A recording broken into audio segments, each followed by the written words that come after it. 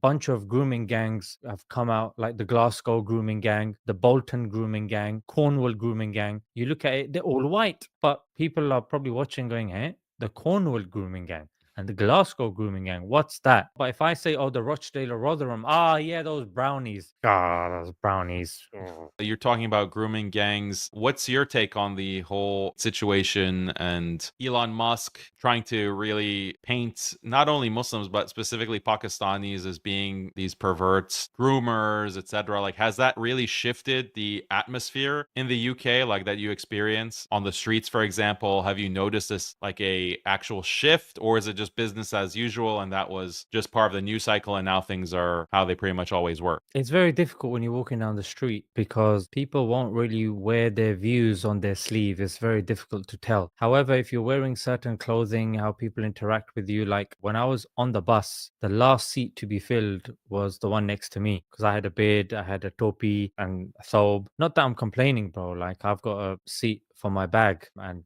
if a wire seems to be dangling from it, so be it. It is what it is. But that's the thing. Recently, yeah, it's very difficult to tell. But there was, I don't know if you've seen, ITV covered it. It's a group of right wingers training. They do like martial arts and stuff like this, but their telegram was leaked and they are doing it because of the oncoming race war. And if you look, bro, there was an 82-year-old man in Rochdale. This was when the grooming thing was at its peak, and two people went to him and just beat him to death. And one thing they called him was a Paki, and the other thing they called him was a groomer. He was an 82-year-old man who had nothing to do with it. In Dover, we saw the same thing. The guy that was throwing Molotov cocktails at migrants. In Finsbury Park, the one who tried to ram his car into this mosque. All of these individuals have referred to groomers and grooming. So this sort of stuff is not benign. It has had an effect and will have an effect. All we can do is we can educate people, but there's a saying that a lie has reached all the way around the earth before the truth has had a chance to put its shoes on. So the news was banging on about 85% are Pakistanis or Muslims or whatever the case may be. However, that was from a flawed Quilliam report that was long refuted by Ella Cobain. So a lot of this stuff, when you actually look into it, all of these reports unanimously say that majority of the perpetrators are white. But this notion that they want this to be true. And the first guy who actually broke this story, Andrew Norfolk, and he broke it in the Times in 2011. And the chief prosecutor, Nazir Afzal, the story was broken in 2011. In 2022, Nazir Afzal, a Pakistani Muslim, he opened up cases that were closed and he put them behind bars. But this doesn't get mentioned.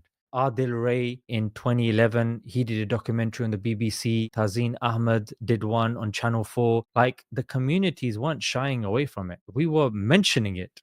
And these are Pakistani Muslims. But again, bro, it's not going to be mentioned by people. A lot of people don't even know these names that I've mentioned. And again, we're at the mercy of the algorithm as well. So yeah, that's how it is, bro. I think a lot of this stuff, it was the case, ironically, even with the Jews. It happened with the blacks as well, and now it's happening with the Muslims. And what's the common thread? Oh, these people with a different background want our white women. Jewish people in the past, they were called grapists. Black people, I mean, everybody has read To Kill a Mockingbird. I mean, it used to be a compulsory read. That's what it's always been, bro. Oh, that is such an easy way to rile them up by saying, yeah, they're after our women. Yeah, that's what they want, our women.